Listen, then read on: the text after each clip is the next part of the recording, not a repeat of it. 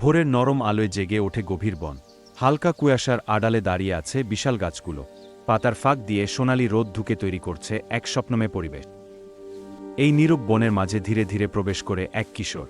পায়ের নিচে শুকনো পাতার মৃদু শব্দ, তার মুখে শান্ত অভিব্যক্তি, মনে যেন অজানা কোনো খোঁজ। হঠাৎ সামনে ভেসে আসে ঝরনার কলকল ধ্বনি। শেওলা ধরা পাথর আর সবুজ গাছপালা ঘিরে রেখেছে সেই স্থানটিকে। মনে হয় যেন প্রকৃতির এক গোপন স্বর্গ। ঝরনার ধারে দাঁড়িয়ে আছে এক শান্ত হরিণ, তার চোখে ভরসা আর কোমলতা। সূর্যের আলো পড়েছে তার গায়ে, যেন প্রকৃতির আশীর্বাদ। মানুষ আর বন্যতার মাঝে এক নীরব সংযোগ তৈরি হয়। দিন ধীরে ধীরে ফুরিয়ে আসে। বনের উপর নেমে আসে সোনালিক ম্লা সূর্যাস্তের আলো। গাছের দীর্ঘ ছায়া আর উষ্ণ রঙে ভরে ওঠে চারপাশ। এক শান্ত সমাপ্তির অনুভব। কিশোরটি চোখ বন্ধ করে দাঁড়িয়ে থাকে।